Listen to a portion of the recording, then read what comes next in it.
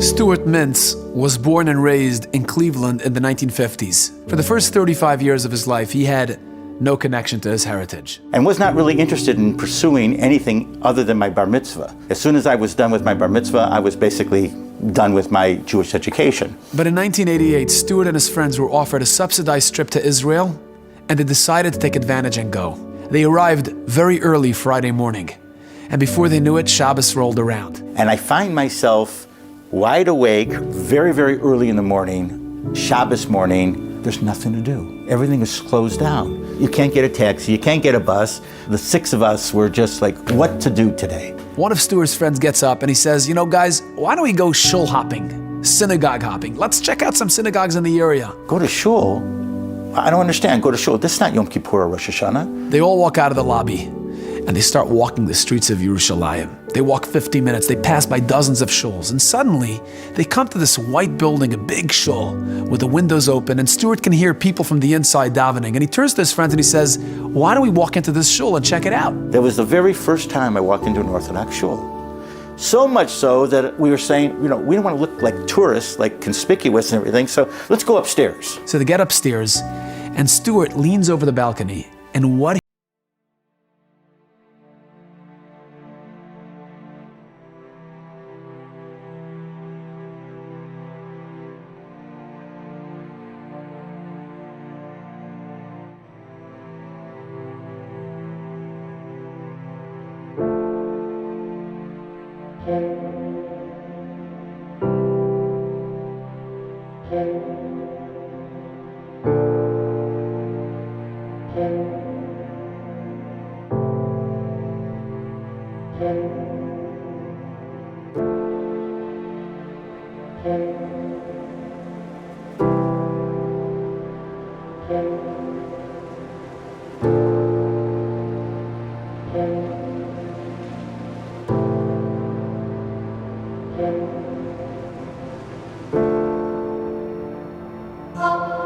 turns to Stuart and he says, Stuart, you know, I don't know if I ever told you the story about your grandmother while you were in the hospital when you were a baby. Stuart was born with a certain illness, a certain blood condition that threatened his life, and he was hospitalized for many weeks when he was born. His grandmother was home in Cleveland, and she hears a knock on the front door.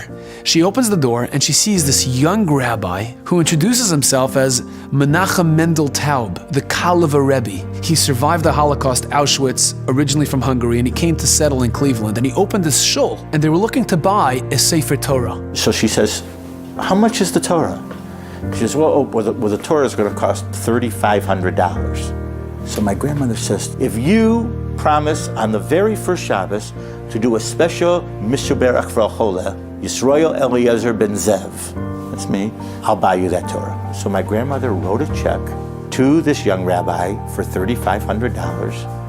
And obviously he said the Mishuberach, and here I am today. So he asked his father, he says, Dad, whatever happened to that Sefer Torah? He told me that the rabbi, with a number of his balabatim, made joint aliyah to Israel and took the entire shul, lock, stock, and barrel, including the Torah, and they moved to Israel. At this point, Stuart cannot believe his ears.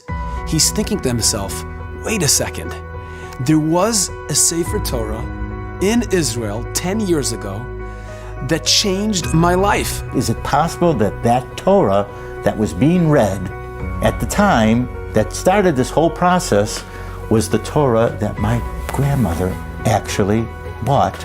In my mind and heart, I know that's the Torah, because it makes no sense that this would have happened to me, but for that fact. You know, the pasuk says, Eitz Chaim hi lamachazikim ba. The Torah is a tree of life for anyone who supports it, anyone who connects to it, anyone who learns it. So many years ago, Stuart's grandmother decided to support the Torah by giving $3,500 to the Kal of a Rebbe, and that saved Stuart's life twice, once physically and once spiritually. Connect to it, learn it, support it, because ultimately you will realize that it will support you.